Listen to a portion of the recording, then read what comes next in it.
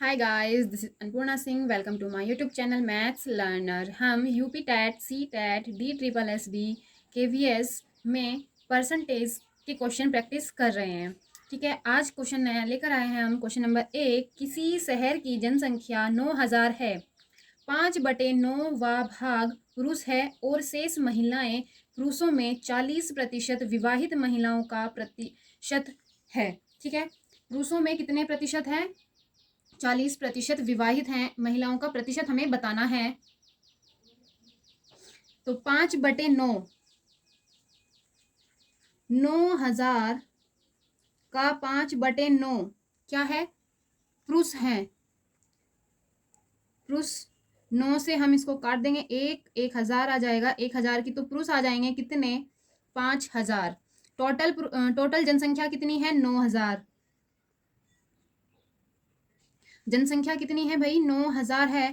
पुरुष आ गए 5000, महिला हमें निकालनी है। तो महिला क्या हो जाएगी भाई? 9000 माइनस 5000, 4000 आ जाएंगी महिलाएं। ठीक है, 4000 महिलाएं आ जाएगी। अब 4000 महिलाएं,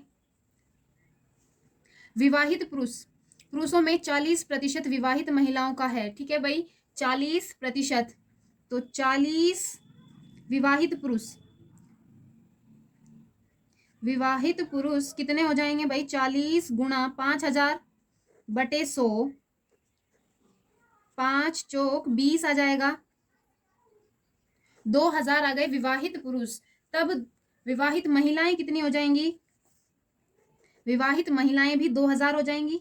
ठीक है, विवाहित महिलाएं, विवाहित महिलाएं भी 2000 हो जाएंगी। ठीक, तो हमें बताना है विवाहित महिलाओं का प्रतिशत। तो विवाहित महिलाओं का प्रतिशत क्या हो जाएगा? 2000/4000 गुणा 100। ठीक है, विवाहित महिलाओं का प्रतिशत हमें निकालना है। 4000 से ये कट जाएगा, 4 से ये कट जाएगा, 25, 25 की गुणा हम 2 में करेंगे तो 50% आ जाएगा। 50% विवाहित महिलाएं हो जाएंगी। ठीक है,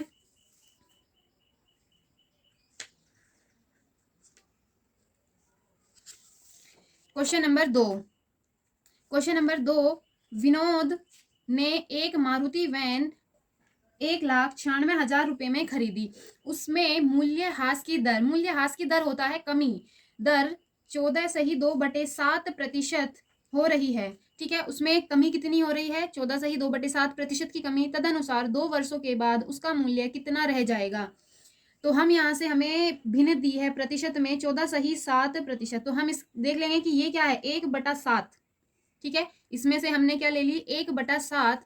ये कह रहा है ह्रास हो रही है, कमी हो रही है। तो कमी के लिए क्या करेंगे? 7 माइनस 1, 6 की कमी। ठीक है, तो क्या कह रहा है? 2 वर्षों के बाद उसका मूल्य कितना रह जाएगा? तो 2 वर्षों के बाद 1,96,000 पर 6/7 गुणा, ये हो जाएगा पहले वर्ष का, और 6/7 ये सेकेंड ईयर का। ठीक है, दोनों साल का हो जाएगा। तो 7 से हम इसे काट देंगे, 7 दूनी 14, 5 7 8 56, 7 चौक 28, यह आ जाएगा 4000 गुणा 6 की गुणा करेंगे 36, 36 की गुणा हम 4 में करेंगे, 4 6 24, 4 तिया 12 और 2 14, यह आ जाएगा 1,44,000 रुपए की कमी आ जाएगी। 2 वर्षों के बाद उसका मूल्य कितना रह जाएगा? 1,44,000, 1,44,000।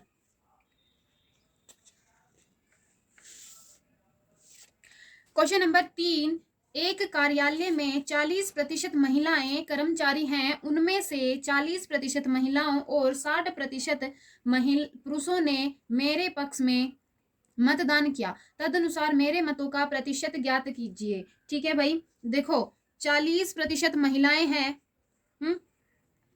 40%, 40% को हम भिन्न के रूप में लिख लेंगे, 40/100, ये आ जाएगा 4/10। हम मान लेते हैं 10 क्या है? 10 वहां पर टोटल हैं कर्मचारी। ठीक है, 10 पुरुष और महिला कितने हैं? 10 कर्मचारी हैं। महिला कर्मचारी कितनी है? 4 हैं। तो पुरुष कर्मचारी कितने आ जाएंगे भाई? 6 आ जाएंगे। तो 40% महिलाओं ने और 60% पुरुषों ने मेरे पक्ष में मतदान दिया है। ठीक है, 40%। तो क्या हो जाएगा भाई?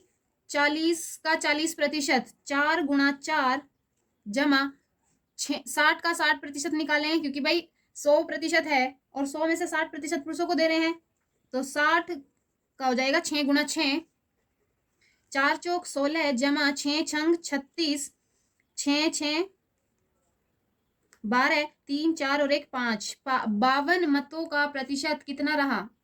मेरे मतों का प्रतिशत कितना रहा? 52। ठीक है, तो ऑप्शन हो जाएगा 52।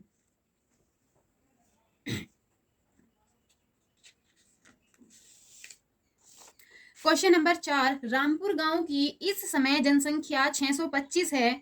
यदि प्रतिवर्ष जनसंख्या में 4% की वृद्धि अपेक्षित है तो दूसरे वर्ष के अंत में अपेक्षित जनसंख्या ज्ञात कीजिए। ठीक है, रामपुर गांव की जनसंख्या कितनी है भाई? जनसंख्या है 625। 625 है जनसंख्या। यदि प्रति वर्ष 4% की वृद्धि हो रही है, 4% की क्या हो रही है? वृद्धि। 4% को हम लिख लेंगे भिन्न के रूप में, तो वृद्धि हो रही है तो प्लस कर देंगे, क्या हो जाएगा? 104/100। ठीक है, प्रति वर्ष। एक वर्ष में, एक वर्ष में, दूसरे वर्ष में भी कितनी हो जाएगी? 104। दूसरे वर्ष में भी 104/100। ठीक है, इतनी वृद्धि हो जाएगी। अब हमें निकालना है 625 का जनसंख्या दूसरे वर्ष के अंत में कितनी हो जाएगी? 625 गुणा 104/100 गुणा 104/100। ठीक है, ये पहले वर्ष का है और ये दूसरे वर्ष का है, तो 25 25 625, 25 चौका 100, फिर ये 25 चौका 100, 4 से हम 604 104 को काट देंगे, 4 दूनी 8, 4 छिकी 24, यहाँ भी 26 आ जाएगा, तो 26 का स्क्वायर करेंगे हम, क्या हो जाता है? 6 छंग 36, 36 3 6 दूनी 12, 12 दूनी 24 और 3 27, हासिल 2, 2 दूनी 4, 4 और 2 6। ठीक है, इतने जनसंख्या हो जाएगी। दूसरे वर्ष में कितनी हो जाएगी? 676। Option C.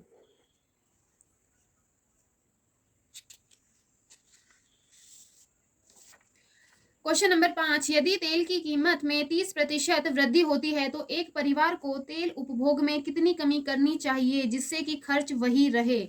देखो भाई, तेल में क्या होती है? वृद्धि हो रही है 30% की। 30% की क्या हो रही है? वृद्धि। इसे हम भिन्न के रूप में लिखेंगे 30/100, तो भाई 3/10 आ जाएगा।